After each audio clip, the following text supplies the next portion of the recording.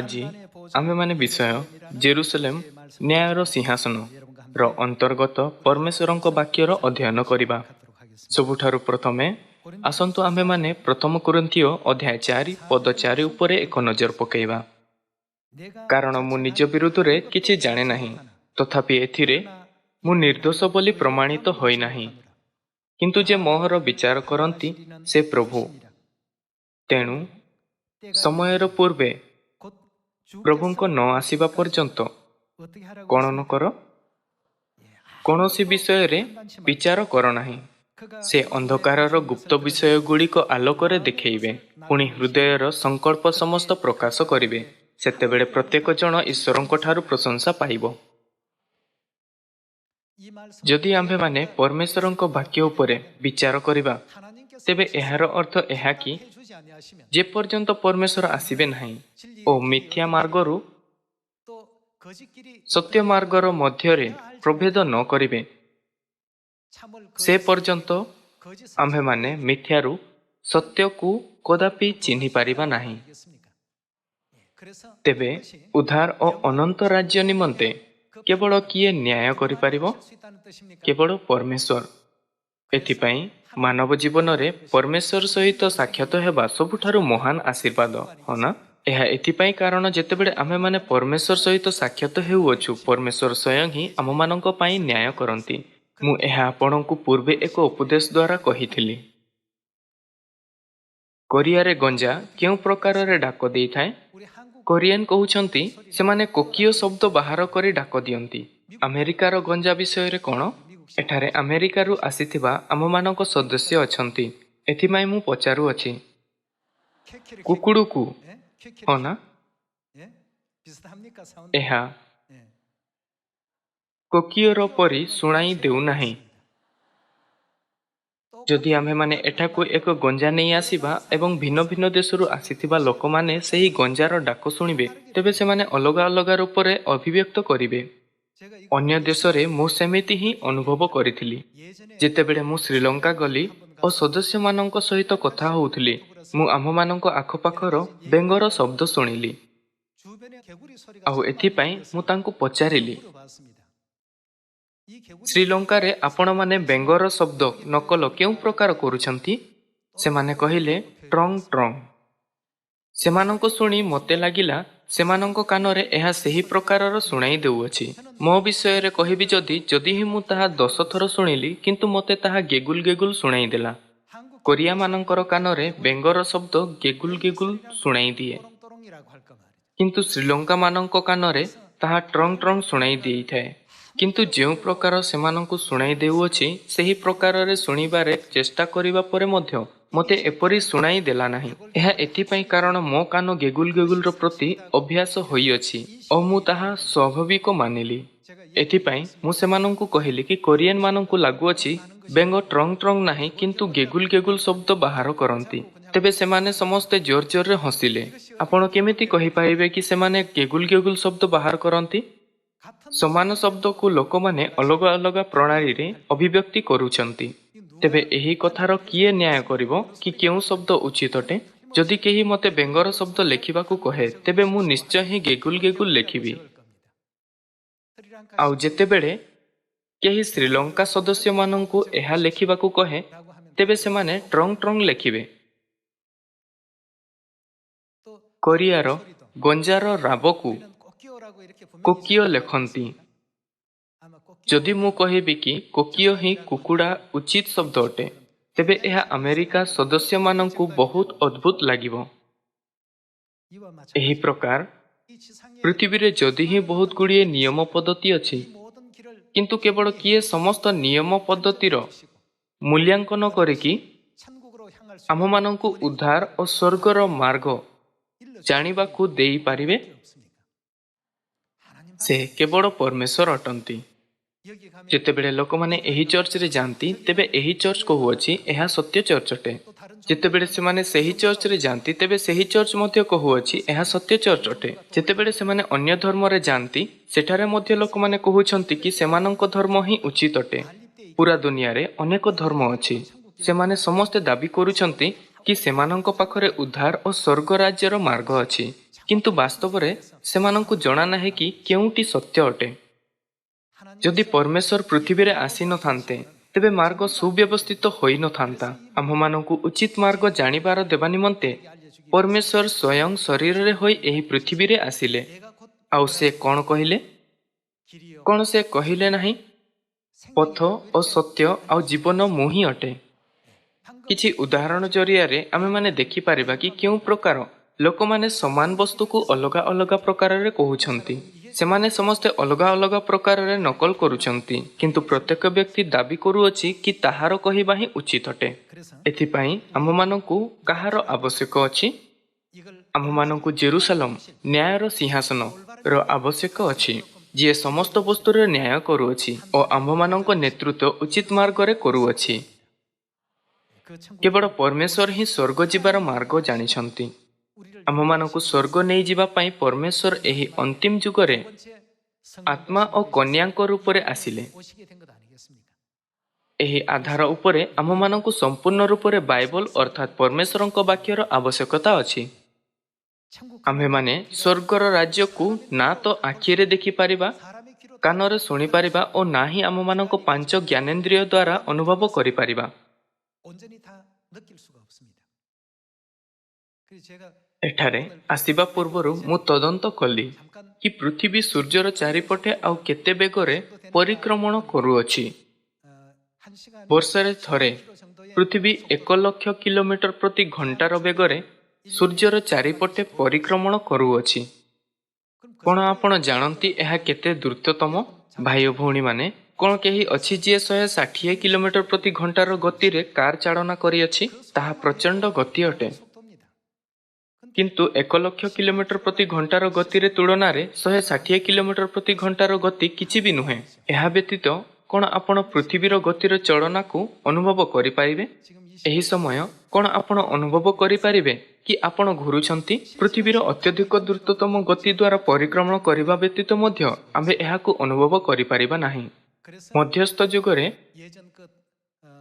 ଲୋକମାନଙ୍କର ମାନିବାର ଥିଲା କି ପୃଥିବୀ ଏକ ସ୍ଥିର ଅର୍ଥାତ୍ ଅଚଳ ବସ୍ତୁ ଅଟେ। କିନ୍ତୁ କାରଣ କିଛି ବୈଜ୍ଞାନିକ ଭୂକେନ୍ଦ୍ରୀୟ ସିଦ୍ଧାନ୍ତର ସମର୍ଥନ କଲା, ଏଥିପାଇଁ ଲୋକମାନେ ଜାଣିବାରେ ଲାଗିଲେ କି ପୃଥିବୀ ସ୍ଥିର ନୁହେଁ କିନ୍ତୁ ଗତିଶୀଳ ଗ୍ରହ ଅଟେ। ଏହି ପ୍ରକାର ପରମେଶ୍ୱର ଏହି ପୃଥିବୀରେ ଆସିବାର ପୂର୍ବେ ଆମେମାନେ ଉଦ୍ଧାର ବିଷୟରେ ସେହି ପ୍ରକାର ଭାବିଲୁ ଯେଉଁ ପ୍ରକାର ଆମେମାନେ ଅନୁଭବ ଓ ନ୍ୟାୟ କରୁଅଛୁ। ଆମମାନଙ୍କୁ ଲାଗିଲା କି ଯଦି ଆମେମାନେ କେବଳ ପରିଶ୍ରମ ପୂର୍ବକ ଚର୍ଚ୍ଚ ଯିବା, ଯଦିଓ ସେହି ଚର୍ଚ୍ଚ ରବିବାରର ଆରାଧନା ସେବା ଓ ଖ୍ରୀଷ୍ଟମାସ ରଖୁଅଛି ବା ନାହିଁ, ତ ଆମ୍ଭେ ଉଦ୍ଧାର ପାଇପାରିବା। ଆମ୍ଭମାନଙ୍କୁ ଲାଗିଲା କି ଯଦି ଆମେ କେବଳ ଚର୍ଚ୍ଚ ଯିବା ଓ ପ୍ରାର୍ଥନା କରିବା ତେବେ ପରମେଶ୍ୱର ଆମ୍ଭକୁ ଆଶୀର୍ବାଦ କରିବେ। ଏହା ଜାଣିବା ବିନା କି ଆମେମାନେ କାହାକୁ ପ୍ରାର୍ଥନା କଲୁ, ଆମେମାନେ କେବଳ ଏହା ଭାବିଲୁ କି ଯଦି ଆମେ ପରମେଶ୍ୱରଙ୍କ ସ୍ତୁତି କରିବା ତେବେ ସେ ଆମମାନଙ୍କର ଶୁଣିବେ। କିନ୍ତୁ ମଥିଉ ଅଧ୍ୟାୟ 15 ଅନୁସାରେ ସେହି ସମସ୍ତ ବସ୍ତୁ ବ୍ୟର୍ଥ ଥିଲା। ଯଦ୍ୟପି ଲୋକମାନେ 1000 ବା 10,000 ଥର ସେହି ପ୍ରକାରର ପରମେଶ୍ୱରଙ୍କୁ ଆରାଧନା କରେ, ତାହା ଏପରି ଆରାଧନା ହେବ ନାହିଁ ଯାହା ପରମେଶ୍ୱର ସ୍ୱୀକାର କରୁଛନ୍ତି। ଏଥିପାଇଁ ପରମେଶ୍ୱର ସ୍ୱୟଂ ଏହି ପୃଥିବୀରେ ଆସିଲେ ଓ ସତ୍ୟ ଓ ପଥ ହେଲେ, ଯାହାଦ୍ୱାରା ତାଙ୍କର ସନ୍ତାନ ସ୍ୱର୍ଗ ଫେରି ଯାଇପାରିବେ। ଶୟତାନ ଆମମାନଙ୍କୁ ଲୁଭାଇଲା, ଯାହାଦ୍ୱାରା ଆମେମାନେ ପୃଥିବୀରେ ପକାଇ ଦିଆଯାଉ। ଆମେମାନେ ପୃଥିବୀରେ ଆସିବା ପରେ ମଧ୍ୟ ଶୟତାନ ଆମମାନଙ୍କୁ ଏକୁଟିଆ ଛାଡ଼ିଲା ନାହିଁ। ସେ ଆମମାନଙ୍କୁ ପ୍ରଲୋଭନରେ ପଡ଼ିବାକୁ ଦେବା ପାଇଁ ଆମମାନଙ୍କ ଦୈନିକ ଜୀବନରେ ପ୍ରତ୍ୟେକ ସମୟ କାଳକୁ ଉତ୍ପନ୍ନ କରୁଅଛି। କାରଣ ଏହି ବ୍ୟକ୍ତି ଏହି ବସ୍ତୁରେ ଦୁର୍ବଳ ଅଛି, ତେବେ ସେ ତାହାକୁ ସେହି ବସ୍ତୁ ଦ୍ୱାରା ପ୍ରଲୋଭିତ କରୁଅଛି। କାରଣ ସେହି ବ୍ୟକ୍ତି ସେହି ବସ୍ତୁରେ ଦୁର୍ବଳ ଅଛି, ତେବେ ସେ ତାହାକୁ ତାହା ଦ୍ୱାରା ଭ୍ରାନ୍ତ କରୁଅଛି। ଶୟତାନ ତାହାକୁ ଭୌତିକ ବସ୍ତୁଗୁଡ଼ିକ ଦ୍ୱାରା ଭ୍ରାନ୍ତ କରୁଅଛି ଏବଂ ଯାହାର ଦୁର୍ବଳ ବିପରୀତ ଲିଙ୍ଗରେ ଅଛି ସେ ତାହାକୁ ତାହା ଦ୍ୱାରା ଭ୍ରାନ୍ତ କରୁଅଛି। ଯେଉଁ ବ୍ୟକ୍ତିକୁ ଶକ୍ତିର ଭୋକ ଅଛି, ଶୟତାନ ତାହାକୁ ଶକ୍ତିର ଜାଲରେ ଫସାଇ ପରମେଶ୍ୱରଙ୍କୁ ତ୍ୟାଗ କରୁଅଛି, କାରଣ ସେ ପ୍ରତ୍ୟେକ ପ୍ରକାରର ପ୍ରଣାଳୀରେ ଉପଯୋଗ କରୁଅଛି। ଏଥିପାଇଁ ଯେତେବେଳେ ଆମ୍ଭେମାନେ ସମ୍ପୂର୍ଣ୍ଣ ରୂପରେ ପ୍ରଭେଦ ବା ନ୍ୟାୟ କରିପାରିବା ନାହିଁ, ତେବେ ଆମ୍ଭମାନଙ୍କୁ ଅବଶ୍ୟ ହିଁ ବାଇବଲର ଶିକ୍ଷାଗୁଡ଼ିକର ପାଳନ କରିବା ଉଚିତ। ପ୍ରକାଶିତ ବାକ୍ୟ ଅଧ୍ୟାୟ 22 ଅନୁସାରେ ଆମ୍ଭେମାନେ କାହାକୁ ଖୋଜିବା ଉଚିତ? ଆମ୍ଭେମାନେ ଆତ୍ମା ଓ କନ୍ୟାକୁ ଖୋଜିବା ଉଚିତ। ଆସନ୍ତୁ ଆମ୍ଭେମାନେ ପ୍ରକାଶିତ ବାକ୍ୟ ଅଧ୍ୟାୟ 22 ପଦ 17 ଉପରେ ଏକ ନଜର ପକାଇବା। ଆତ୍ମା ଓ କନ୍ୟା କହନ୍ତି, ଆସ। 오라 ପୁଣି ଯେ 하시는 ଶୁଣେ 것이요. ସେ କହୁ ଆସ, 듣는 자도 오라 할 것이요. ଯେ ତୃଷାର୍ତ୍ତ ସେ 원하는 자도 ଆସୁ, 올 것이요. 또 원하는 ଯେ 자는 ଇଚ୍ଛା କରେ ସେ ବିନା 값없이 ମୂଲ୍ୟରେ ଜୀବନଦାୟକ 주시리라 ଜଳ ପାନ କରୁ। 하시더라고 했습니다. 우리가 ବିଶ୍ୱାସର ମାର୍ଗରେ ଚାଲିବା ସହିତ ଯଦି 아시겠습니까? କୌଣସି ବସ୍ତୁ ଟଳମଳ ହେଉଅଛି ବା ଯଦି ଆମମାନଙ୍କୁ ଲାଗୁଅଛି କି କିଛି ଭୁଲ ହେଉଅଛି, ତେବେ ଆମମାନଙ୍କୁ ସେହି ମାର୍ଗରେ ଲଗାତାର ଚାଲିବା ଉଚିତ ନୁହେଁ। ଆମେମାନେ କାହାକୁ ଖୋଜିବା ଉଚିତ? ଆମେମାନେ ପିତା ଓ ମାତାକୁ ଖୋଜିବା ଉଚିତ, ଯେଉଁମାନେ ଆସ କହୁଛନ୍ତି। ଯେତେବେଳେ ଲୋକମାନେ ସିୟନର ବାହାରେ ଅଛନ୍ତି, ତେବେ ସେମାନଙ୍କ ସିୟନରେ ଆସିବା ପରମେଶ୍ୱରଙ୍କ ଆଡ଼ୁ ଆସିବାର ମାର୍ଗ ଅଟେ। କିନ୍ତୁ ଯେତେବେଳେ ଆପଣ ସିୟନରେ ହେବା ସମୟରେ କିଛି ସମସ୍ୟା ହେଉଅଛି ଓ ଆପଣ ତାହାର ସମାଧାନ ପାଇପାରିବେ ନାହିଁ, ତେବେ ଆପଣଙ୍କୁ କାହାକୁ ଖୋଜିବା ଉଚିତ? ଆତ୍ମା ଓ କନ୍ୟା କହନ୍ତି, ଆସ। ଆମେମାନେ ପିତା ଓ ମାତାଙ୍କ ନିକଟକୁ କାହିଁକି ଯିବା ଉଚିତ? ଗୋଟିଏ ହିଁ ମାମଲାରେ ଲୋକମାନେ ଏହି ପ୍ରକାର ବା ସେହି ପ୍ରକାର ଦାବି କରନ୍ତି, ଆଉ ଏଥିପାଇଁ ସେମାନେ ସଠିକ ଉତ୍ତର ପାଇପାରିବେ ନାହିଁ। ତୃତୀୟ ପକ୍ଷର ଉପରେ ଉଚିତ ମାର୍ଗର ବିଚାର କିଏ କରିପାରିବ? ବାଇବେଲର 66ଟି ପୁସ୍ତକ କହୁଅଛି କି ପରମେଶ୍ୱର ଜେରୁସାଲେମକୁ ନ୍ୟାୟର ସିଂହାସନ ରୂପରେ ସ୍ଥାପିତ କଲେ। ଏହା ବିଷୟରେ ଆସନ୍ତୁ ଆମେମାନେ ଯିଶାୟ ଅଧ୍ୟାୟ 55କୁ ଯିବା। ଆସନ୍ତୁ ଆମେମାନେ ଯିଶାୟ ଅଧ୍ୟାୟ 55 ପଦ 8 ଦେଖିବା। ଯେହେତୁ ସଦାପ୍ରଭୁ କହନ୍ତି, ଆମ୍ଭର ସଂକଳ୍ପ ସକଳ ତୁମ୍ଭମାନଙ୍କର ସଂକଳ୍ପ ପରି ନୁହେଁ, କିମ୍ବା ତୁମ୍ଭମାନଙ୍କର ମାର୍ଗ ସକଳ ଆମ୍ଭର ମାର୍ଗ ପରି ନୁହେଁ। କାରଣ ପୃଥିବୀ ଅପେକ୍ଷା ଆକାଶମଣ୍ଡଳ ଯେପରି ଉଚ୍ଚ, ସେପରି ଆମ୍ଭର ମାର୍ଗ ସକଳ ତୁମ୍ଭମାନଙ୍କର ମାର୍ଗ ଅପେକ୍ଷା ଓ ଆମ୍ଭର ସଂକଳ୍ପ ସକଳ ତୁମ୍ଭମାନଙ୍କ ସଂକଳ୍ପ ଅପେକ୍ଷା ଉଚ୍ଚତର ଅଟେ। ପରମେଶ୍ୱରଙ୍କ ବିଚାର ଓ ମନୁଷ୍ୟମାନଙ୍କ ବିଚାର ଗୋଟିଏ ସମାନ ନୁହେଁ। ବିଚାରରେ ଅନ୍ତର ଅଛି। ଯେତେବେଳେ କି ବିଚାର ବିମର୍ଶ ଅଛି, ଯଦି ଆମେମାନେ ସ୍ୱୟଂର ଦୃଷ୍ଟିକୋଣରୁ ବସ୍ତୁର ନ୍ୟାୟ ଓ ପ୍ରଭେଦ କରିବା, ତେବେ ବହୁତ ଗୁଡ଼ିଏ ଭୁଲ ହୋଇପାରେ। ପରମେଶ୍ୱର ଶେଷର ବିଷୟକୁ ଆଦ୍ୟରୁ ଜାଣନ୍ତି ଓ ଆମ୍ଭମାନଙ୍କ ନେତୃତ୍ୱ ଉଦ୍ଧାର ଆଡ଼କୁ କରୁଅଛନ୍ତି। ଯିଶାୟ ଅଧ୍ୟାୟ 46 ପଦ 10 ଅନୁସାରେ ସେ କହିଲେ କି ସେ ଶେଷ ବିଷୟକୁ ଆଦ୍ୟରୁ ଜାଣନ୍ତି ଆଉ ସିୟନର ସମସ୍ତ ସନ୍ତାନମାନଙ୍କର ନେତୃତ୍ୱ କରୁଅଛନ୍ତି। ତେବେ ଆମମାନଙ୍କୁ ପାଳନ କରିବା ଉଚିତ କି ଆତ୍ମା ଓ କନ୍ୟା ଦ୍ୱାରା ନେତୃତ୍ୱ କରାଯିବା ସବୁଠାରୁ ବୁଦ୍ଧିମାନୀ ପ୍ରଣାଳୀ ଅଟେ। ଆଉ ଆମମାନଙ୍କ ଧାରଣାର ପରିବର୍ତ୍ତେ ଆତ୍ମା ଓ କନ୍ୟାର ଧାରଣାକୁ ସ୍ୱୀକାର କରିବା ହିଁ ଉଚିତ ପ୍ରଣାଳୀ ଅଟେ। ନାହିଁ ତ ନିରନ୍ତର କ'ଣ ଆସୁଅଛି? ସେମାନଙ୍କ ହିଁ ଜିଦ୍ ସାମ୍ନା ଆସୁଅଛି। ଆମେମାନେ ଭାବୁଅଛୁ ଏହି କାରଣରୁ ଏହା ଅଧିକ ଉଚିତ ଲାଗୁଅଛି ଏବଂ ସେହି କାରଣରୁ ତାହା ଅଧିକ ଉଚିତ ଲାଗୁଅଛି। ଧରିନିଅନ୍ତୁ କି ଶ୍ରୀଲଙ୍କାର ସଦସ୍ୟ ଓ କୋରିଆର ସଦସ୍ୟ ବେଙ୍ଗର ଶବ୍ଦ ଉପରେ ଚର୍ଚ୍ଚା କରିବାରେ ଏକଜୁଟ ହୋଇଯାଉଅଛନ୍ତି। ଯଦି ହିଁ ସେମାନେ ପୁରା ରାତି ଚର୍ଚ୍ଚା କରି ରହିବେ, ସେମାନେ ନିଷ୍କର୍ଷ ବାହାର କରିପାରିବେ ନାହିଁ। କୋରିଆ ସଦସ୍ୟ କହିବେ, ବେଙ୍ଗ ଗେଗୁଲ ଗେଗୁଲ ଶବ୍ଦ ବାହାର କରେ, ଟ୍ରଙ୍ଗ ଟ୍ରଙ୍ଗ ନୁହେଁ। ଏବଂ ଶ୍ରୀଲଙ୍କାର ସଦସ୍ୟ କହିବେ, ଏହା ବହୁତ ହାସ୍ୟଜନକ। ଆପଣ କେମିତି ବେଙ୍ଗର ଶବ୍ଦ ନକଲ ଟ୍ରଙ୍ଗ ଟ୍ରଙ୍ଗ ନୁହେଁ କିନ୍ତୁ ଗେଗୁଲ ଗେଗୁଲ କହିପାରିବେ? ଅଲଗା ଅଲଗା ଶବ୍ଦକୁ ନେଇ ପୁରା ରାତି ଦାବି କରିବା ସହିତ ସେମାନେ ନିଷ୍କର୍ଷ ବାହାର କରିପାରିବେ ନାହିଁ। ପରମେଶ୍ୱର କହିଲେ, ମୋ ବିଚାର ଓ ତୁମ ବିଚାର ଗୋଟିଏ ସମାନ ନୁହେଁ, ନା ତୁମମାନଙ୍କ ଗତି ଓ ମୋ ଗତି ଗୋଟିଏ ପରି। ତେବେ ଆମ୍ଭମାନଙ୍କୁ କାହାର ବିଚାର ଓ ଗତିରେ ଚାଲିବା ଉଚିତ? ପରମେଶ୍ୱର ଏପରି କାହିଁକି କହିଲେ?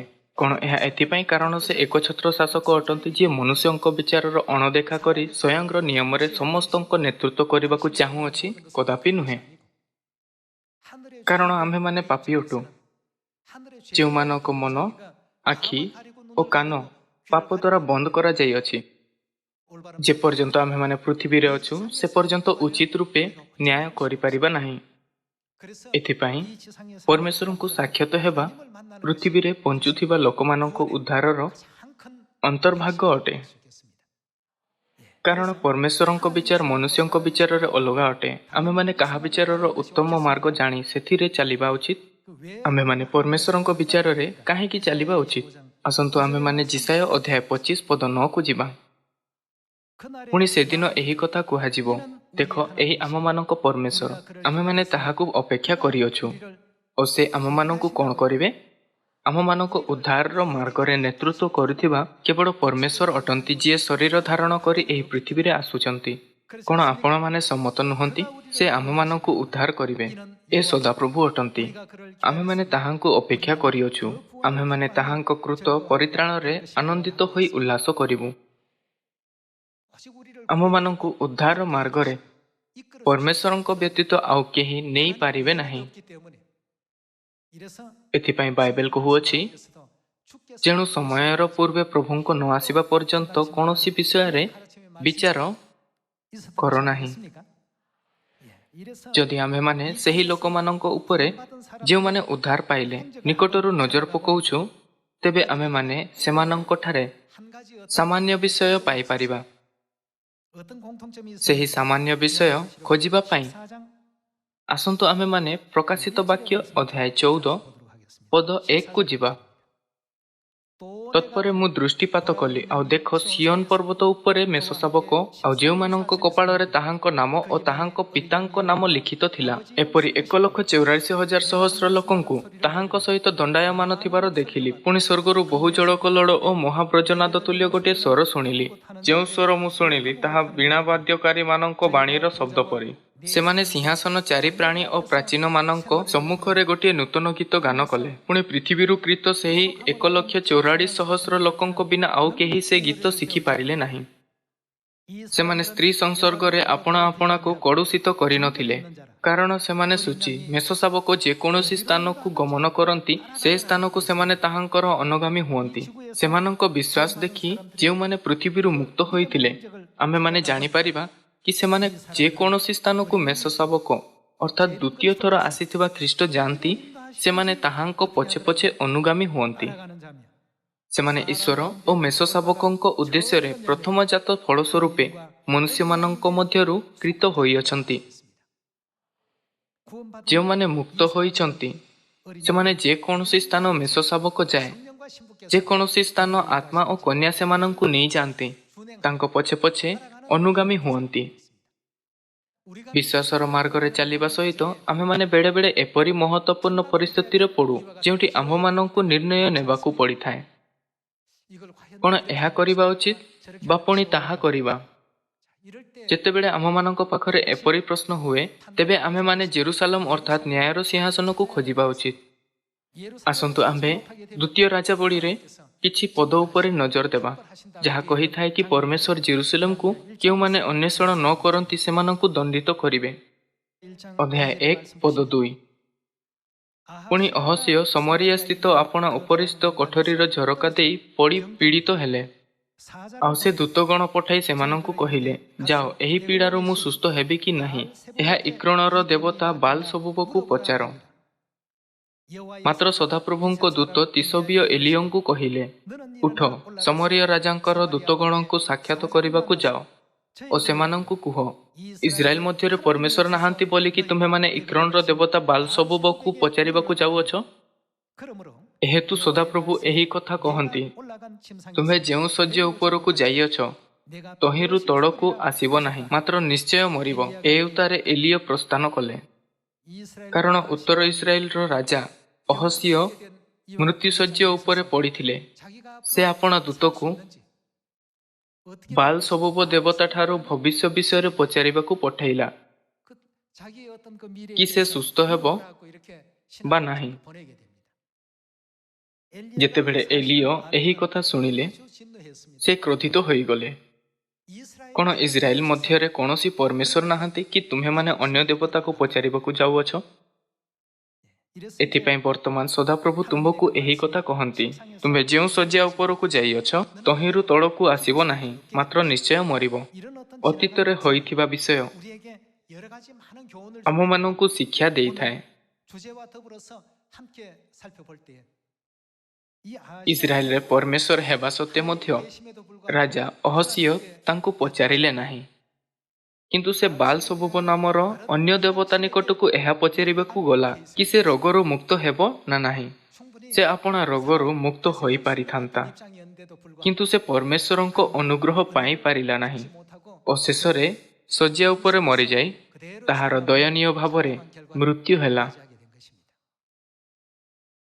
ବିଶ୍ୱାସର ମାର୍ଗରେ ଚାଲୁଥାଇ ଯେତେବେଳେ ଆମେ କୌଣସି ବିଷୟରେ ନିର୍ଣ୍ଣୟ ନେଇ ନ ପାରୁ, ସେତେବେଳେ ଆମ୍ଭକୁ କାହାକୁ ଖୋଜିବା ଉଚିତ? 하나님을 찾아야 됩니다. ବାଇବଲ କହିଥାଏ ଯେ ପର୍ଯ୍ୟନ୍ତ ସେ ନିକଟରେ ଅଛନ୍ତି ସେ ପର୍ଯ୍ୟନ୍ତ ତାଙ୍କୁ ଡାକ। ହଁ ନା? କଣ ପରମେଶ୍ୱର ଦୁନିଆକୁ ଆହୁରି ଅଧିକ ପାଖକୁ ହେବାକୁ ଦେଇନାହାନ୍ତି? 제 이미 ଏହା ମୋ ବାକ୍ୟ ନୁହେଁ, କିନ୍ତୁ ବାଇବେଲରୁ ପରମେଶ୍ୱରଙ୍କ ଶିକ୍ଷା ଅଟେ। ହଁ ନା? ଏହି ସମସ୍ତ ବିଷୟ ଯାହା ଅତୀତରେ ହେଲା ଆମ୍ଭମାନଙ୍କ ଶିକ୍ଷା ନିମନ୍ତେ ଲେଖା ହୋଇଅଛି। ଯେତେବେଳେ ଆମ୍ଭେ କୌଣସି ବିଷୟର ନ୍ୟାୟ କରିଥାଉ ସେତେବେଳେ ଆମ୍ଭକୁ ବିଚାର କରିବା ଉଚିତ କି ଅତୀତରେ କଣ ହୋଇଥିଲା ଏବଂ ରାଜା ଅହସ୍ୟଙ୍କ ମାମଲାର ଅନୁସରଣ ନ କରିବା ଉଚିତ। ଅହସ୍ୟକୁ ନଷ୍ଟ କରି ଦିଆଗଲା କାରଣ ସେ ବାଲ ସବୁବକୁ ପଚାରିବାକୁ ଯାଇଥିଲା। ପରବର୍ତ୍ତୀ ଆସନ୍ତୁ ଆମ୍ଭେ ଗିଦିଅନର ମାମଲା ଦେଖିବା। ଗିଦନ ମଧ୍ୟ ଏପରି ପରିସ୍ଥିତିରେ ଥିଲା ଯେଉଁଥିରେ ସେ ସ୍ୱୟଂ ନିର୍ଣ୍ଣୟ ନେଇପାରୁନଥିଲା। ସେ ଇସ୍ରାଏଲର 12 ବଂଶରୁ ସବୁଠାରୁ ଛୋଟ ଓ ମହତ୍ତ୍ୱହୀନ ପରିବାରର ଥିଲା। ଆଉ ସେ ଆପଣା ପରିବାରରୁ ଛୋଟ ଅର୍ଥାତ୍ ଅତି ଦୁର୍ବଳ ଥିଲା। କିନ୍ତୁ ପରମେଶ୍ୱର କହିଲେ ଯେ କି ସେ ଗିଦନକୁ ବାଛିବେ ଓ ତାହାର ପ୍ରୟୋଗ କରିବେ। ପରମେଶ୍ୱର ତାଙ୍କୁ ଇସ୍ରାଏଲକୁ ମୁକ୍ତ କରିବା ପାଇଁ ଜଣେ ଦଳପତି କରିବାର ଇଚ୍ଛା କରୁଥିଲେ। ଗିଦିଅନ ଏହା ବୁଝିପାରିଲା ନାହିଁ। ଏଥିପାଇଁ ସେ ପରମେଶ୍ୱରଙ୍କୁ କହିଲା, ମୋତେ ଚିହ୍ନ ଦେଖାଅ କି ମୁଁ ଏହା କରିପାରିବି। ପୁଣି ପରମେଶ୍ୱର ତାଙ୍କୁ କିଛି ଅଦ୍ଭୁତ ଚିହ୍ନ ଦେଖେଇଲେ ଯାହା କେବଳ ପରମେଶ୍ୱର ଦେଖେଇ ପାରିବେ। ଶେଷରେ ସେ ଅଦ୍ଭୁତ ଚିହ୍ନ ଦ୍ୱାରା ପ୍ରୋତ୍ସାହିତ ହୋଇ ଇସ୍ରାଏଲଙ୍କୁ ମୁକ୍ତ କରିବାର ଭୂମିକା ଗ୍ରହଣ କଲା। ଗିଦିଅନ ପରମେଶ୍ୱରଙ୍କୁ ସବୁକିଛି ପଚାରିଲେ, ପ୍ରଭୁ ଆଉ ଆଗକୁ କଣ କରିବି? 1,35,000 ମିଦିଅନୀୟମାନଙ୍କୁ ମୋତେ କେମିତି ନଷ୍ଟ କରିବା ଦରକାର? ପରମେଶ୍ୱର କହିଲେ ଯେ କେହି ନିର୍ଭୟ ଓ କମ୍ପିତ ସେ ଘରକୁ ଫେରିଯାଉ। ତାହାଙ୍କ ବ୍ୟତୀତ ଯେ ଏହା ବିଶ୍ୱାସ କରନ୍ତି କି ଆମ୍ଭେ ନିଶ୍ଚୟ ହିଁ ବିଜୟୀ ହେବା କାରଣ ପରମେଶ୍ୱର ଆମ୍ଭମାନଙ୍କ ସଙ୍ଗରେ ଅଛନ୍ତି, ବାକି ସମସ୍ତଙ୍କୁ ଯିବାକୁ ଦିଅ। ଏଥିପାଇଁ 10,000 ପୁରୁଷ ରହିଗଲେ। ପରମେଶ୍ୱର କହିଲେ, ଏବେ ମଧ୍ୟ ଲୋକ ଅଧିକ ଅଛନ୍ତି। ସେମାନଙ୍କୁ ସ୍ରୋତ ନିକଟକୁ ତଳକୁ ନେଇ ଚାଲ। ଗିଦିଅନ କାହା ନିର୍ଣ୍ଣୟରେ ବିଶ୍ୱାସ କରି ସେପରି କଲା? ସେ ପରମେଶ୍ୱରଙ୍କ ନିର୍ଣ୍ଣୟରେ ହିଁ ଚାଲୁଥିଲା। ଯଦି ସେ ସ୍ୱୟଂ ନିର୍ଣ୍ଣୟରେ ହିଁ ବିଶ୍ୱାସ କରିଥାନ୍ତା ତେବେ ସେ ଏହା କହନ୍ତା, ଆମେ 1,35,000 ଶତ୍ରୁ ସେନାଙ୍କୁ କେମିତି ପରାଜିତ କରିପାରିବା? କିନ୍ତୁ ସେ ଆପଣା ବିଚାର ଓ ଧାରଣାକୁ ତ୍ୟାଗ କରିଦେଲା। ଏହା ଏଥିପାଇଁ କାରଣ ସେ ଜାଣୁଥିଲା କି ତାହାର ସ୍ୱୟଂର ନ୍ୟାୟରେ ଯୁଦ୍ଧ ଜିତିବା ଅସମ୍ଭବ ଅଟେ। ଏଥିପାଇଁ ସେ ପରମେଶ୍ୱରଙ୍କ ପ୍ରତ୍ୟେକ ନିର୍ଣ୍ଣୟରେ ଚାଲିଲା। ଯେତେବେଳେ ସେ 10,000 ପୁରୁଷଙ୍କୁ ସ୍ରୋତ ନିକଟକୁ ନେଲା ସେତେବେଳେ ପରମେଶ୍ୱର ତାଙ୍କୁ କହିଲେ, ସେମାନଙ୍କୁ ସ୍ରୋତରୁ ଜଳ ପିଇବାକୁ ଦିଅ। ପରମେଶ୍ୱର ସେମାନଙ୍କ ଜଳ ପିଇବାର ଢଙ୍ଗକୁ ଧ୍ୟାନ ଦେଇ ସେମାନଙ୍କୁ 2 ସମୂହରେ ବିଭାଜିତ କରିଦେଲେ। ପରମେଶ୍ୱର ମୁହଁରେ ହାତ ଦେଇ ଚାକୁ ଚାକୁ କରି ଜଳ ପିଇବା ଲୋକଙ୍କୁ ଆଣ୍ଠୁ ଉପରେ ନଇଁ ପଡ଼ି ଜଳ ପିଇବା ଲୋକଙ୍କ ଠାରୁ ଭିନ୍ନ କରିଦେଲେ। ଏଥିପାଇଁ ପରମେଶ୍ୱର ଗିଦିଅନକୁ କହିଲେ ଯେ କି କେବଳ 300 ପୁରୁଷଙ୍କୁ ରହିବାକୁ ଦିଅ ଓ ଅନ୍ୟମାନେ ଘରକୁ ଫେରିଯାଆନ୍ତୁ। ଗିଦିଅନ ଚିନ୍ତା କରିଥିବ, ଯଦି ପରମେଶ୍ୱର ସେନାଙ୍କ ସଂଖ୍ୟା ବୃଦ୍ଧି କରିଦେବେ ତେବେ ଆହୁରି ମଧ୍ୟ ଉତ୍ତମ ହେବ, କିନ୍ତୁ ସେ ଆମ୍ଭମାନଙ୍କ ସଂଖ୍ୟା କାହିଁକି କମ୍ କରୁଛନ୍ତି? କଣ ପରମେଶ୍ୱରଙ୍କ ନିର୍ଣ୍ଣୟ ଠିକ୍ ଅଟେ? ଯେତେବେଳେ ମୁଁ ନିଜକୁ ଗିଦିଅନର ପରିସ୍ଥିତିରେ ରଖିଥାଏ ମୁଁ କଳ୍ପନା କରିପାରେ କି ବୋଧେ ସେ ବହୁତ ଅଧୀର ହୋଇଥିଲା। ବହୁତ ସଂଖ୍ୟକ ଶତ୍ରୁ ସୈନିକ ଥିଲେ। ଏହାଠାରୁ ଅଧିକ ସେମାନେ ସମ୍ପୂର୍ଣ୍ଣ ଭାବରେ ଯୁକ୍ତିଯୁକ୍ତ ଥିଲେ। ସେମାନଙ୍କ ପାଖରେ ଅନେକ ଓଟ, ଘୋଡ଼ା ଓ ଅନ୍ୟ ହତିଆର ଥିଲା ଯାହାର ତୁଳନା ସେମାନଙ୍କ ସହିତ କରାଯାଇ ପାରୁନଥିଲା ଯାହା ଇସ୍ରାଏଲ ପାଖରେ ଥିଲା। ଇସ୍ରାଏଲଙ୍କ ହତିଆର ଦ୍ୱାରା ଯୁଦ୍ଧ ଜିତିବା ଅସମ୍ଭବ ଥିଲା। ନାହିଁ ତାହାଙ୍କ ସେନାଙ୍କ ସଂଖ୍ୟା ଅଧିକ ଥିଲା, କିନ୍ତୁ ପରମେଶ୍ୱର ଗିଦିଅନକୁ ତାହାର ସେନାଙ୍କ ସଂଖ୍ୟା ଆଉ ଅଧିକ କମ୍ କରିବାକୁ କହିଲେ। ଯଦି ଆପଣ ଗିଦିଅନ ହୁଅନ୍ତି ତେବେ ଆପଣ କେମିତି ଲାଗନ୍ତା? କଣ ଆପଣ ଏହା କହି ଘରକୁ ଫେରିଯିବେ? ନାହିଁ ପରମେଶ୍ୱର, ମୁଁ କେବଳ 300 ପୁରୁଷଙ୍କୁ ନେଇ ଲଢ଼ି ପାରିବି ନାହିଁ। ମୋତେ ଘରକୁ ଯିବାକୁ ଦିଅ। ଆମ୍ଭକୁ ଅବଶ୍ୟ ବୁଝିବା ଦରକାର କି ପରମେଶ୍ୱର ଶେଷ ବିଷୟ ଆଦିରୁ ଜଣାଇଥାନ୍ତି ଏବଂ ଧାର୍ମୀ ଓ ଦୁଷ୍ଟ ତଥା ରକ୍ଷାକାରୀ ଓ ତ୍ୟାଗୀମାନଙ୍କ ମଧ୍ୟରେ ପ୍ରଭେଦ କରୁଥାଇ ପ୍ରତ୍ୟେକ ବିଷୟରେ ଆମମାନଙ୍କର ଅନୁସରଣ କରନ୍ତି। ଗିଦିଅନ ପରମେଶ୍ୱରଙ୍କ ଠାରୁ ସବୁ କିଛି ମାଗୁଥାଇ ସୁସମାଚାରର ମାର୍ଗରେ ଚାଲିଲେ। ଏଥିପାଇଁ ସେ 300 ପୁରୁଷଙ୍କ ସହିତ କଣ କଲେ? ସେ ସମସ୍ତ ଶତ୍ରୁ ସେନାମାନଙ୍କୁ ପରାଜିତ କରିଦେଲେ। ପରମେଶ୍ୱର ସେହି ସମସ୍ତ 300 ପୁରୁଷଙ୍କୁ ରକ୍ଷା କଲେ ଓ ଶତ୍ରୁ ସେନାମାନଙ୍କୁ ନଷ୍ଟ କରିଦେଲେ। 오늘 ଆଜି 제가 ଯାହା ମୁଁ ଆପଣଙ୍କୁ କହିବାକୁ ଚାହୁଁଛି ତାହା ଏହା ଅଟେ କି ଆମ୍ଭକୁ ସବୁ ସମୟରେ ଏହି ବିଷୟକୁ ନେଇ ସଚେତନ ହେବା ଉଚିତ କି ଆମ୍ଭମାନଙ୍କ ପାଖରେ ନ୍ୟାୟର ସିଂହାସନ ଅଛି ଓ ଆମକୁ ସ୍ୱୟଂର ବିଚାର ଓ ନିର୍ଣ୍ଣୟରେ ଚାଲିବା ବଦଳରେ ପରମେଶ୍ୱରଙ୍କ ବିଚାର, ନିର୍ଣ୍ଣୟ ଓ ମାର୍ଗରେ ଚାଲିବା ଉଚିତ। ଆସନ୍ତୁ ଆମେ ଗୀତ ସଂହିତା ଅଧ୍ୟାୟ 122 ଉପରେ ଏକ ନଜର ଦେବା। ପଦ 1। ଆସ ଆମ୍ଭେମାନେ ସଦାପ୍ରଭୁଙ୍କ ଗୃହକୁ ଯାଉ। ଏହି କଥା ଲୋକମାନେ ମୋତେ କହିବା ବେଳେ ମୁଁ ଆନନ୍ଦିତ ହେଲି। ହେ ଜେରୁସାଲେମ, ତୁମ୍ଭ ଦ୍ୱାର ଭିତରେ ଆମ୍ଭମାନଙ୍କ ଚରଣ ଠିଆ ହୋଇଅଛି। ହେ ଜେରୁସାଲେମ, ତୁମ୍ଭେ ସୁସଂଯୁକ୍ତ ଏକ ନଗର ତୁଲ୍ୟ ନିର୍ମିତ ହୋଇଅଛି। ଗୋଷ୍ଠୀ ଗର୍ବ ଅର୍ଥାତ୍ ସଦାପ୍ରଭୁଙ୍କ ଗୋଷ୍ଠୀ ଗର୍ବ ଇସ୍ରାଏଲ ପ୍ରତି ସାକ୍ଷ୍ୟ ସ୍ୱରୂପେ ସଦାପ୍ରଭୁଙ୍କ ନାମକୁ ଧନ୍ୟବାଦ ଦେବା ନିମନ୍ତେ ସେଠାରେ ଆରୋହଣ କରନ୍ତି। ସେଠାରେ କ'ଣ ସ୍ଥାପିତ ହୋଇଅଛି? ବିଚାରାର୍ଥକ ସିଂହାସନ ଦାଉଦ ବଂଶର ନିମନ୍ତେ ସ୍ଥାପିତ ହୋଇଅଛି। ଜେରୁସାଲେମର ଶାନ୍ତି ପାଇଁ ପ୍ରାର୍ଥନା କର। ତୁମ୍ଭର ପ୍ରେମକାରୀ କ'ଣ? ଭାଗ୍ୟବାନ ହେବେ। ପରମେଶ୍ୱର ଜେରୁସାଲେମରେ କ'ଣ ସ୍ଥାପିତ କରିଛନ୍ତି? ସେ ସେଠାରେ ନ୍ୟାୟର ସିଂହାସନ ସ୍ଥାପିତ କରିଛନ୍ତି। ଇଂରାଜୀ ବାଇବଲରେ ଜଜମେଣ୍ଟ ଲେଖା ଅଛି। ଏହାର ଅର୍ଥ ଅଟେ ନ୍ୟାୟ କରିବା, ନିର୍ଣ୍ଣୟ ନେବା ଓ ରାୟ ଦେବା। କୌଣସି ବସ୍ତୁ ବା ବ୍ୟକ୍ତିର ନ୍ୟାୟ କରିବା ପାଇଁ ଆମକୁ ଠିକ୍ ଓ ଭୁଲ ମଧ୍ୟରେ ପ୍ରଭେଦ କରିବା ଉଚିତ, ହଁ ନା? ଯେତେବେଳେ ଆମ୍ଭେ ସ୍ୱର୍ଗରୁ ପାପ କରି ଏହି ପୃଥିବୀକୁ ଆସିଲୁ, ସେତେବେଳେ ଆମ୍ଭେ ଆମ୍ଭ ଉଦ୍ଧାରର ନ୍ୟାୟ କରିବାରେ ସକ୍ଷମ ନଥିଲୁ। ସେତେବେଳେ ଆମ୍ଭକୁ କାହାର ମାର୍ଗଦର୍ଶନରେ ଚାଲିବା ଉଚିତ? କେବଳ ପରମେଶ୍ୱର ଆମ୍ଭମାନଙ୍କ ଉଦ୍ଧାରକର୍ତ୍ତା ଆମକୁ ଉଦ୍ଧାରର ମାର୍ଗ ଦେଖାଇ ପାରିବେ ଓ ସେହି ମାର୍ଗରେ ନେଇଯାଇ ପାରିବେ। ତାହାଙ୍କ ଏହି ପୃଥିବୀରେ ଆସିବା ବିନା ଆମେ କେବେ ମଧ୍ୟ ଉଦ୍ଧାର ଅର୍ଥାତ୍ ସ୍ୱର୍ଗ ଓ ଅନନ୍ତ ଜୀବନର ମାର୍ଗରେ ଚାଲିପାରିବା ନାହିଁ। ଏଥିପାଇଁ ଆମ୍ଭମାନଙ୍କ ପାଖରେ ଜେରୁସାଲେମ ଅଛନ୍ତି, ଯେ ନ୍ୟାୟର ସିଂହାସନ ଅଟନ୍ତି। ପରମେଶ୍ୱର ନ୍ୟାୟର ସିଂହାସନ କେଉଁଠି ରଖିଛନ୍ତି? ସେ ତାହା ଦାଉଦଙ୍କ ବଂଶରେ ରଖିଛନ୍ତି। ଜେରୁସାଲେମଙ୍କ ବିଷୟରେ ବୁଝାଉଥାଇ ପରମେଶ୍ୱର ଆମ୍ଭମାନଙ୍କୁ ଜିରୁମିୟ ଅଧ୍ୟାୟ 3ରେ ନିଶ୍ଚିତ ଉତ୍ତର ଦିଅନ୍ତି କି ଜେରୁସାଲେମ ନ୍ୟାୟର ସିଂହାସନ ଅଟେ। ଆସନ୍ତୁ ଆମ୍ଭେ ଏହା ଉପରେ ଏକ ନଜର ଦେବା। ଅଧ୍ୟାୟ 3 ପଦ 17। ସେ ସମୟରେ ଜେରୁସାଲେମ ସଦାପ୍ରଭୁଙ୍କ କ'ଣ? ସିଂହାସନ ବୋଲି କୁହାଯିବ, ଆଉ ସବୁ ଦେଶୀୟ ସେହି ଜେରୁସାଲେମରେ ମୋ ନାମରେ ସଂଗୃହୀତ ହେବେ। ପୁଣି ସେମାନେ ଆପଣା ଆପଣା ଦୁଷ୍ଟ ଅନ୍ତଃକରଣର ଅବାଧିତା ଅନୁସାରେ ଆଉ ଗମନ କରିବେ ନାହିଁ। ସେ ସମୟରେ ଯିହୁଦା ବଂଶ ଇସ୍ରାଏଲ ବଂଶ ସଙ୍ଗେ ଗମନ କରିବେ ଓ ସେମାନେ ଉତ୍ତର ଦେଶରୁ ଏକତ୍ର ବାହାରି ତୁମ୍ଭମାନଙ୍କର ପୂର୍ବପୁରୁଷଗଣକୁ ଅଧିକାର ନିମନ୍ତେ ଆମ୍ଭର ଦତ୍ତ ଦେଶକୁ ଆସିବେ। ପରମେଶ୍ୱରଙ୍କ ସିଂହାସନ ଅର୍ଥାତ୍ ଦାଉଦଙ୍କ ସିଂହାସନ କିଏ ଅଟନ୍ତି? ବାଇବଲ କହିଥାଏ ସେ ଜେରୁସାଲେମ ଅଟନ୍ତି।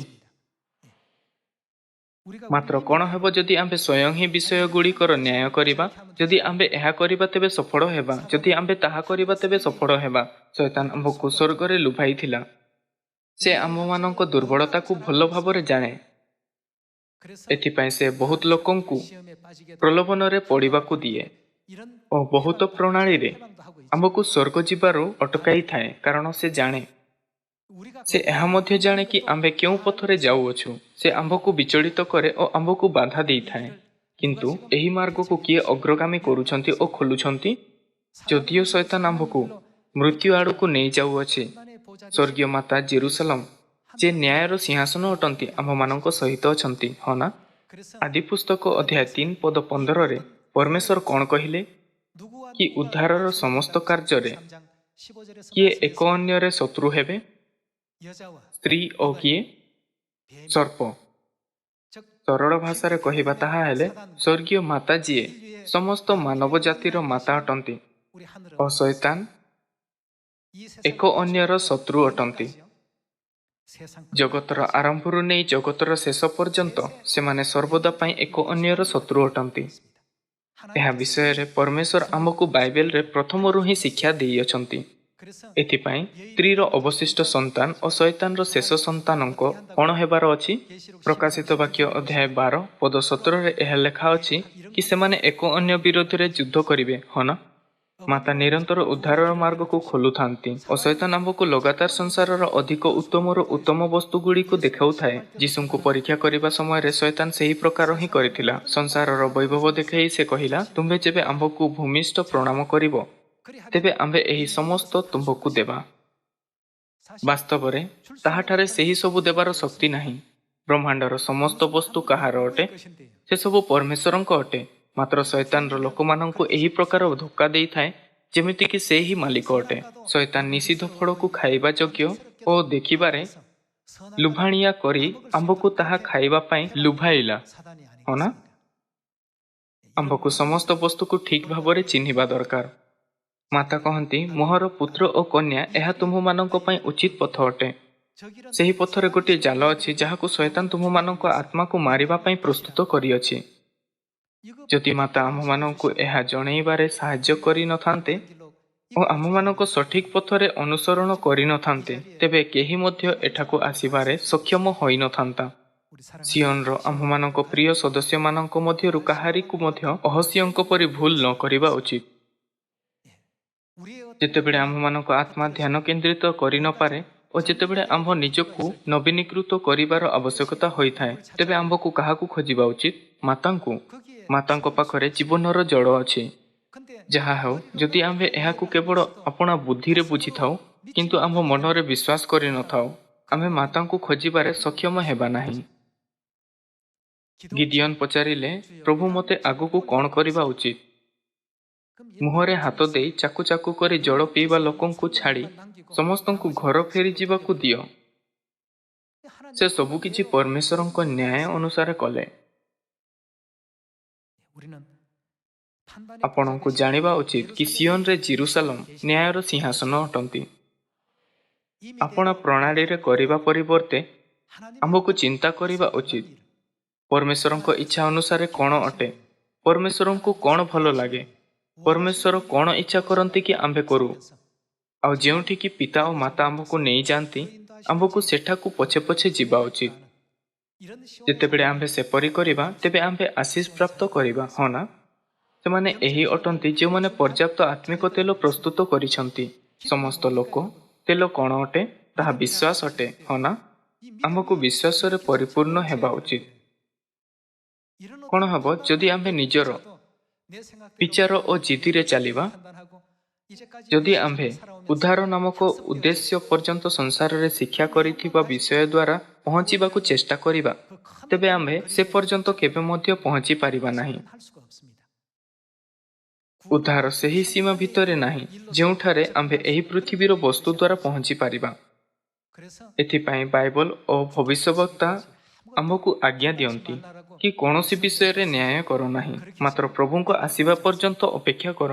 ଆମ୍ଭକୁ ପ୍ରଭୁଙ୍କ ସହିତ ଅବଶ୍ୟ ସାକ୍ଷାତ କରିବା ଉଚିତ। ଥରେ ଯେତେବେଳେ ଆମ୍ଭେ ପ୍ରଭୁଙ୍କ ସହିତ ସାକ୍ଷାତ କରୁ, ସେତେବେଳେ ଆମ୍ଭକୁ ସ୍ୱର୍ଗ ରାଜ୍ୟ ବିଷୟରେ ବିଶ୍ୱାସ କରି ଯେଉଁଠାକୁ ସେ ଯାଆନ୍ତି, ଆମ୍ଭକୁ ତାଙ୍କ ପଛେ ପଛେ ଚାଲିବା ଉଚିତ।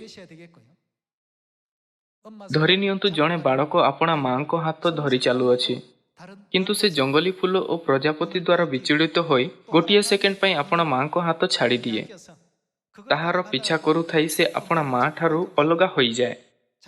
ସେ ଆପଣା ମା ଠାରୁ ବହୁତ ଦୂରରେ ଅଛି ଓ ତାହାର ଚେଷ୍ଟା କରିବା ପରିବର୍ତ୍ତେ ମଧ୍ୟ ମା ପର୍ଯ୍ୟନ୍ତ ପହଞ୍ଚିବା କଠିନ ଅଟେ। ଏହି ପରିସ୍ଥିତିରେ ତାହାକୁ ନିଷ୍ପତ୍ତି କରିବାକୁ ହେବ, ମୋତେ କ'ଣ କରିବା ଉଚିତ? ଯଦି ଆପଣ ସେହି ବାଳକ ହୁଅନ୍ତେ ଓ ଆପଣଙ୍କ ମା ଆପଣଙ୍କ ଠାରୁ ଦୂରକୁ ଚାଲି ଯାଇଥାନ୍ତି ଓ ଆପଣ ଜାଣନ୍ତି ନାହିଁ କି ଆପଣଙ୍କ ମାକୁ ଖୋଜିବା ପାଇଁ କେଉଁଠାକୁ ଯିବାକୁ ଅଛି, ତେବେ ଆପଣ କ'ଣ କରନ୍ତେ? ଏପରି ପରିସ୍ଥିତିରେ ସନ୍ତାନ ଭଲରେ ଜାଣନ୍ତି କି ତାହାଙ୍କ ମାଙ୍କ ହୃଦୟକୁ କିପରି ଦ୍ରବୀଭୂତ କରିବାର ଅଛି। ସେମାନେ କ'ଣ କରନ୍ତି? ସେମାନେ ସଂକେତ ଧ୍ୱନି ବାହାର କରନ୍ତି। ତେବେ ମା ବହୁତ ଭଲରେ ଶୁଣନ୍ତି। ତାହାଙ୍କ କାନ ସୁଗ୍ରାହିତାରେ ପ୍ରତିକ୍ରିୟା କରିଥାଏ। ବିଶେଷ ଭାବରେ ତାହାଙ୍କ ସନ୍ତାନ ତାଙ୍କୁ ଡାକୁଥାନ୍ତି। ମା ନିଶ୍ଚିତ ଭାବରେ ଆପଣା ସନ୍ତାନକୁ ସୁରକ୍ଷିତ ମାର୍ଗ ଓ ସଠିକ ତଥା ସଫଳ ମାର୍ଗରେ ନେଇଯାଏ। ଆମ୍ଭେ ଏହି ପୃଥିବୀର ପ୍ରତିରୂପ ଓ ପ୍ରତିବିମ୍ବରୁ ଏହା ବୁଝିପାରିବା କି ଆତ୍ମିକ ଦୁନିଆରେ ମଧ୍ୟ ଏପରି ଅଟେ। ଅନନ୍ତ ସ୍ୱର୍ଗର ରାଜ୍ୟ ପାଖେଇ ଆସୁଛି। ଏଥିପାଇଁ ଶେଷ ପ୍ରଲୋଭନ ଭାବରେ ଶୈତାନ ଅନେକ ପ୍ରକାରରେ ଆମ୍ଭ ଉପରେ ଆଉ ଅଧିକ ବାଧା ପକାଇପାରେ। ବାଇବଲର ସେହି ପଦଗୁଡ଼ିକର ମନେ ରଖନ୍ତୁ, ଯାହା ଆଜି ପରମେଶ୍ୱର ଆପଣଙ୍କୁ ଶୁଣିବାକୁ ଅନୁମତି ଦେଇଛନ୍ତି। ମୁଁ ଆପଣଙ୍କୁ ସର୍ବଦା ସ୍ୱୟଂର ରୀତିରେ ଚାଲିବା ବଦଳରେ ପରମେଶ୍ୱରଙ୍କ ପଥକୁ ବ୍ୟବସ୍ଥିତ କରୁଥାଏ। ସ୍ୱର୍ଗର ରାଜ୍ୟ ପର୍ଯ୍ୟନ୍ତ ପରମେଶ୍ୱରଙ୍କ ପଛରେ ଚାଲିବାକୁ କହୁଥାଏ। ଆଜିର ଉପଦେଶ ସମାପ୍ତ କରିବାକୁ ଚାହିଁବି। ଆପଣଙ୍କୁ ବହୁତ ଧନ୍ୟବାଦ।